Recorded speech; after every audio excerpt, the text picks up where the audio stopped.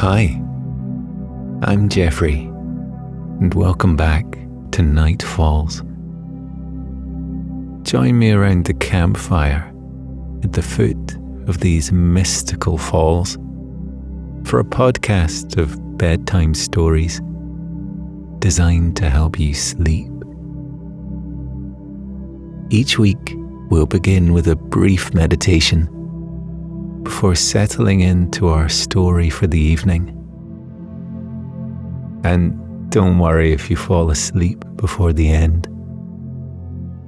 I want you to drift off whenever you're ready.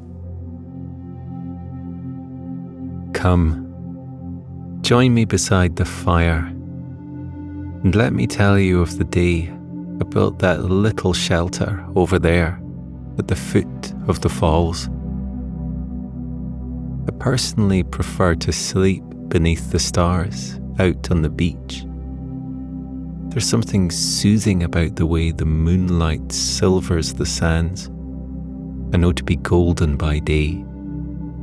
But building the shelter was a way for me to reconnect with nature and get better acquainted with the magic of the falls.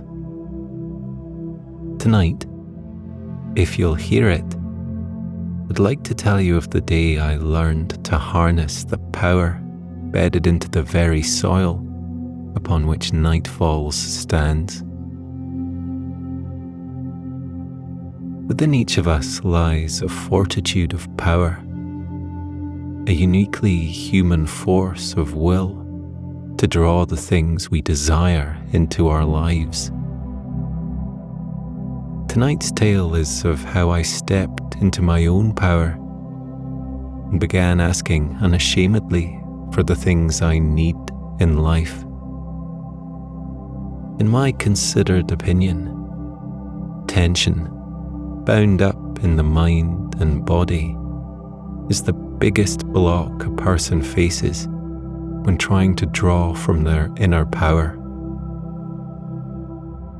Coming to a comfortable position, take the opportunity to scan down your body in search of any tension lingering within you.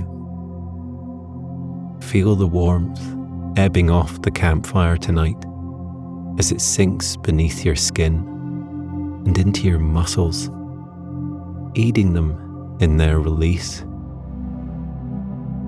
Beginning at the very crown of your head, feel that gentle heat soften your thoughts and slow your mind. Follow that warmth as it ebbs into your neck and shoulders, allowing any tension caught up in them to dissipate. Feel the muscles of your core releasing in the heat. Take a long, lazy breath in and enjoy the depth of breath afforded to you by total body relaxation. Exhaling, feel any remaining stress or strain draining from your body on the gentle tide of your breath. As you lie there breathing, consider the power that exists within you. Know that the total body relaxation you're experiencing now is the funnel through which you can channel your unique power and inner strength. The relaxation and calmness needed to access the strength within you is never more than a few breaths away. Inhaling deeply now, feel the bond between your breath and the innate power that resides within your body strengthening. Now, if you're feeling ready, then the story of how I came to nourish my own power can begin. It was another perfect morning in Nightfalls. The prior evening, I had fallen asleep on the beach after spending a while charting the progress of the stars across the night sky. I recall having slept soundly through the night, but nightfalls always seemed to have that effect on me. To this very day, I still find the forest clearing so deeply relaxing that regardless of how beautiful the stars in the night sky are, or how much I relish gazing up at them, it has never taken me more than a few minutes to begin slipping beyond the curtain of sleep. The peace and tranquility of nightfalls, and the rest and relaxation I've found for myself here, came as something of a surprise at first. As someone who had always struggled to slow my thoughts and drift off at night, those first few months of sound sleep and long lazy mornings were some of the most refreshing of my life. The rest and relaxation I indulged in, and the slower pace of living, were rather restorative of my sense of self. That morning passed just as my mornings usually did. I arose when I felt rested and ready to, and not a moment before that. I no longer felt the same pressure to get out of bed prematurely and begin rushing through the day. When I was ready, I stretched out my arms and legs and came gently to my feet. I padded along the soft golden sands down to the lake at the foot of the waterfall and waded into the crystalline water. I paddled across the surface of the lake for some minutes, waking myself up gently until, unlike all the mornings that had come before, I took it upon myself to sink my head beneath the surface of the lake. It was only when I fully submerged myself, diving down deeper than I ever had before, that I began to hear the water whispering to me. Perhaps she had been speaking to me since the very moment of my arrival in Nightfalls, and that morning was simply the first time I had been able to hear her voice. That day, that dip beneath the surface of the lake taught me how to listen to her and how to heed her call. Her voice was a chorus all of its own, a sea shanty with a soft and ancient melody to it. I thought she must have been formless at first, 1,000 voices caught and loosed upon the same breath. Her voice came from everywhere and nowhere all at once. But as I listened closer and followed the sweet sound of it, I finally caught sight of her, and she smiled easily as she drifted on a current I imagined was of her own making. For I had never once noticed any traction in the waters before that morning. She had kind eyes, and an even kinder smile when she told me she'd been waiting for me to hear her. She said she had called to me for months, and had even asked the sunlight to dance only its most beautiful numbers across the surface of the lake, because she thought that the spectacle might entice me to dive deeper into the water. She admitted to having told the reeds that grew in patches at the bottom of the lake that they best keep out of my way. But I assured her I really wouldn't have minded their being there at all. I told her I was pleased to make her acquaintance and asked her what she wished to speak with me about.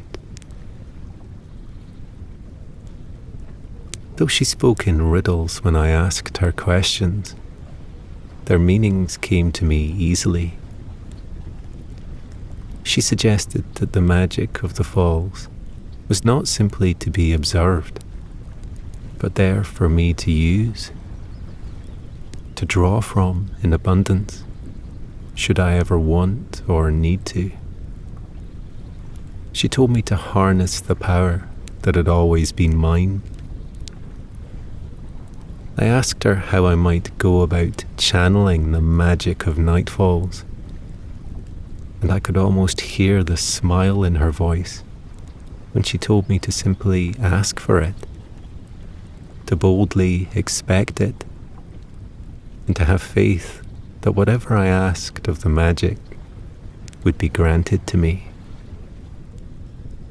At that, the water seemed to twist up around her, and the current she had drifted upon dissipated just as quickly as she did. I drew in a deep breath as I broke the surface of the water and found that my mind felt clearer than ever before. I paddled to the shore and waded up to the beach. It was then that the idea to build the shelter struck me. I thought that perhaps it would be nice for passers-by to have somewhere cozier to rest their heads, and I recall thinking that perhaps building a shelter would be a good way for me to give something back to nightfalls. If I were to be siphoning its magic into my body and using it as though it were my own.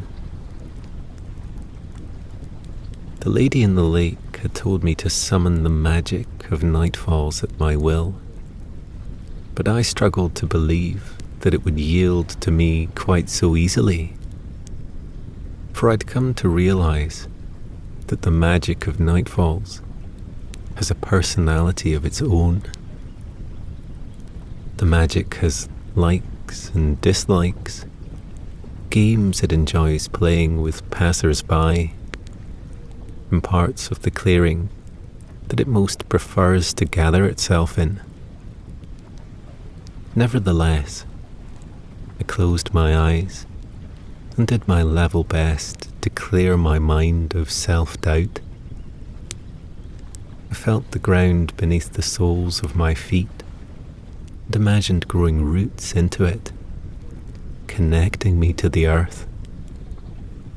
As those roots grounded me, I began to feel myself gathering up the power of nightfalls and drawing the magic that had bedded itself into the soil over the centuries into my body.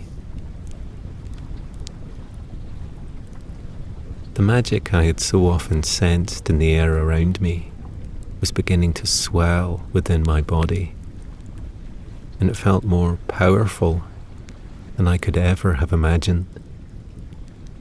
It seemed at home beneath my skin. It didn't feel other or at all removed from me. Minute by minute, it seemed to be morphing into an extension of my intuition. With each passing moment, a sense of ease was settling into the core of my being and gifting me a sense of confidence. When I finally asked myself which way to travel to search for the fallen logs and thick vines I would need to build my shelter, I felt I could trust my intuition. Perhaps it was the magic of the falls, settled in my core, that nudged me in the right direction. But there will always be a part of me that thinks, maybe, just maybe, I already knew the way in which to travel, and the magic simply granted me the confidence to trust in my gut. Feeling sure of myself, I cut up the path to the left of the falls and into the thickening undergrowth in search of my materials. Up until that point, I found that the further I travelled from the heart of the clearing, the less I could sense the magic that hangs in the air around nightfalls. That day, however, even after walking due north and directly away from the falls for half an hour or so, the familiar weight of the magic continued to linger in the air around me. I took great comfort in knowing that the reassuring weight of it could always be with me if I wanted it to be. Eventually, I found myself cut off from the rest of the path by the wide oaken trunk of a fallen tree. Across the tree trunk, thick vines had grown, weaving into one another. I had walked up a slight incline to find the tree, and was rather grateful to have found it resting at the top of a hillside, as opposed to at the bottom of one. I was able to step over it, and gave the tree trunk nothing more than a gentle nudge to set it rolling slowly down the hillside towards the clearing. The vines gathered around it, bundling themselves up neatly around the tree trunk, and it tumbled down the hill. The log gathered speed as it neared the clearing, and by the time I caught up with it, it had split into 3 equal segments, held together only by the vines tangled around them. The tree trunk had rolled to a stop on the grass that grows just above the beach, and I thought that might be just the spot to begin building. I unravelled the ropey vines and pulled the tree trunk apart. I felt quite sure that the best way forward would be to lean the logs against one another to create a sort of pyramid shape that I could then tie together and make sturdy with the vines I had gathered. As I set to work, there was something satisfying about having found my materials in nature. I found it almost therapeutic to be working with my hands. Sometimes in life, it can be difficult to see how much progress you're making. The fruits of your labour often don't seem to materialise until months after you've poured your heart and soul into something. But building the shelter felt different to me.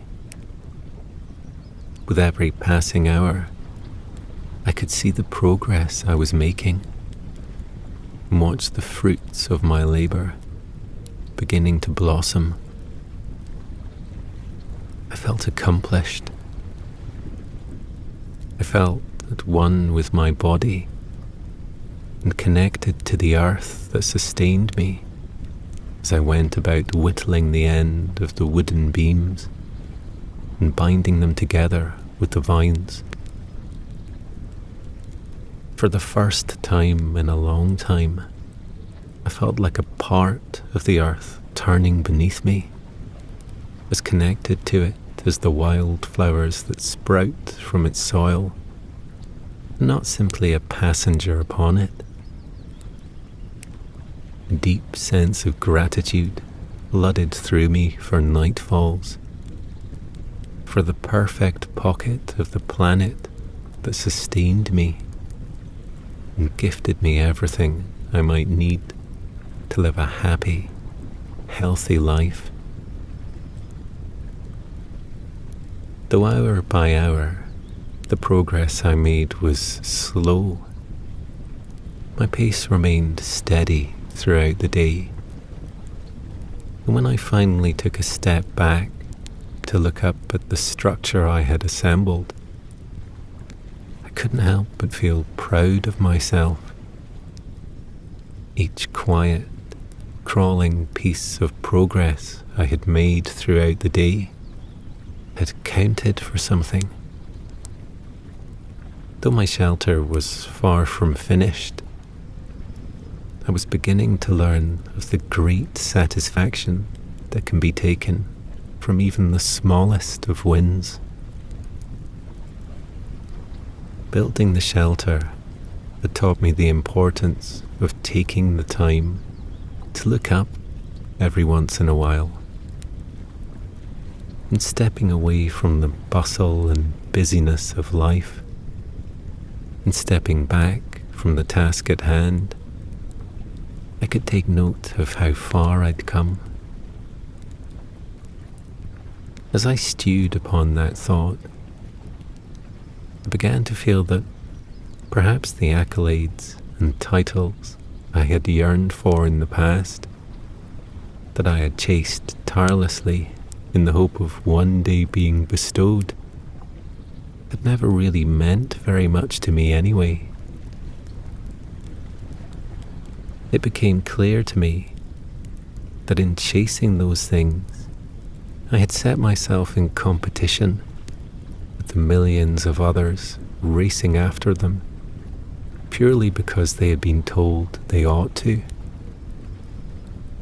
I had spent so much time checking on what others were doing and making sure that I was keeping pace, that I scarcely took the time to step back and make the progress that really mattered towards my own happiness. I felt freed by the realization that the only race or journey of any real importance is the one I myself am on. Standing back from the little shelter I had built, and feeling prouder of myself than I had in years, I realized that all that really mattered was the little bit of progress I was making through life for myself. Finally, I understood that my progress couldn't be weighed in coinage or bound up in a title. The only worthwhile headway to be made is brought about by simply showing up each day, doing my level best to live happily, be kind to myself, connect with the world around me, and take the time to rest well before the cycle begins anew with the rising sun. So enthralled had I been by my work, by the methodical and almost therapeutic nature of working with one's hands, that I hadn't noticed the sun beginning to dip below the horizon. It wouldn't have mattered if I left my tasks to complete for another day, but there's a sense of satisfaction that comes from knowing a job is done.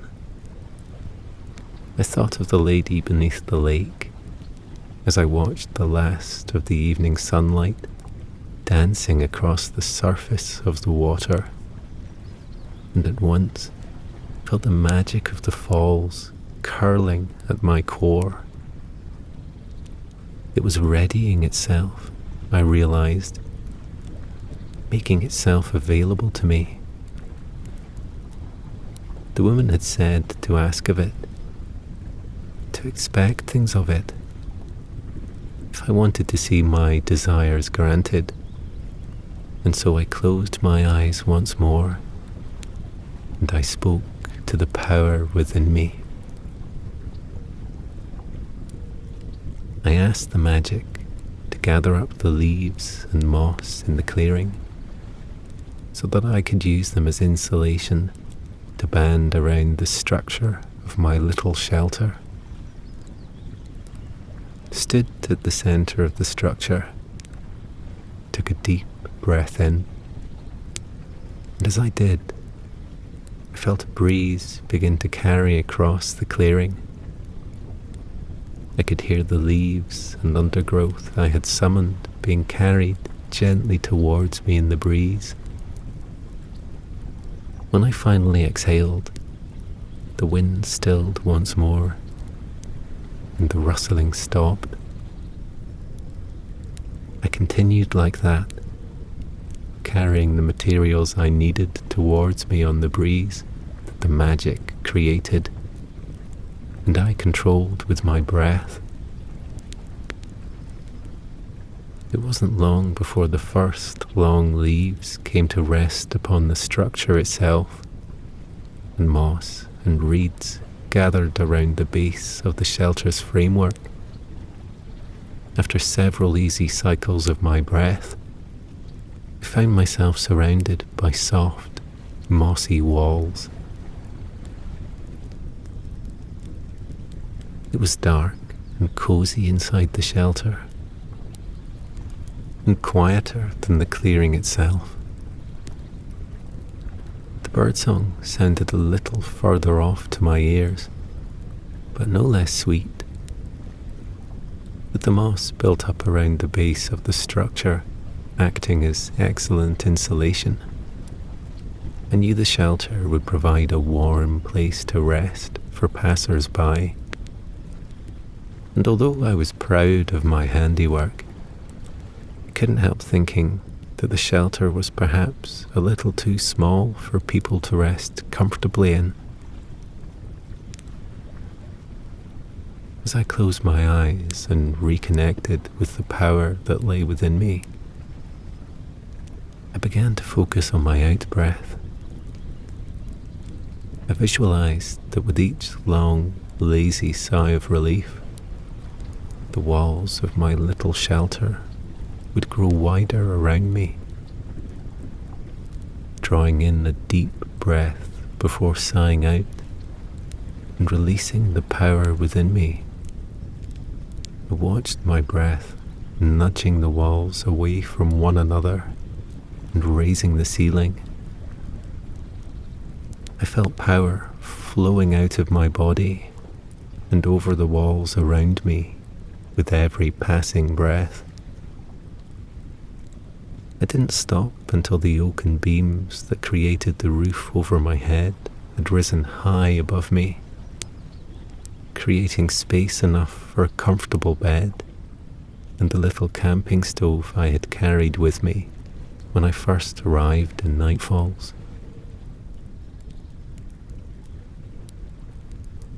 Breathing in once more, I summoned the magic and placed my hand upon the ground within the shelter, sending my energy down into the earth. I asked the magic to breathe new life into the soil beneath me and help the lushest of green grass grow to carpet the shelter, even when there was little sunlight within its walls to aid the grass's growth. I pulled a sleeping bag from the rucksack I had brought with me on my first day in Nightfalls and laid it out upon the freshly sprouted grass. I tore apart the bright blue and purple fabric of the tent I had once thought I might need, intending to use sheets of it as wall hangings to make the place more homely. When I had finally fastened the coloured fabric to the sides of the shelter, I found that the light that had broken through the leaves and branches and shone through the sheets of fabric cast the little hideaway in rather dreamy hues, painting the grass and the walls around me in those same deep purples and blues. It wouldn't matter what time of day it was. The light filtered into the shelter in a way that made the space feel permanently sleepy. It would be the perfect place for passers-by to rest their heads. I recall beginning to feel rather sleepy as I took stock of what I had built that day and decided it seemed only reasonable that I test the shelter out for myself. I was sure the stars could withstand an evening without my company as I prepared for a long and restful sleep in the shelter. I was feeling much too tired and far too cozy to venture back out into the clearing and sleep on the beach. So I climbed into my sleeping bag, the grass cushioning my back, and allowed my heavy eyes to drift closed. The inner power I had learned to channel, the magic I had found a way to draw strength from, was a comfort to me as I drifted from the waking world. I slipped easily into deep dreams of what tomorrow might hold. Perhaps I would forage for fresh fruit in the woodland, or maybe I'd take another dip in the lake. Perchance I'd while away the day, doing nothing more exerting than relax beside the campfire. The possibilities seemed endless as my consciousness drifted beyond the bounds of my body, and the curtain of sleep descended.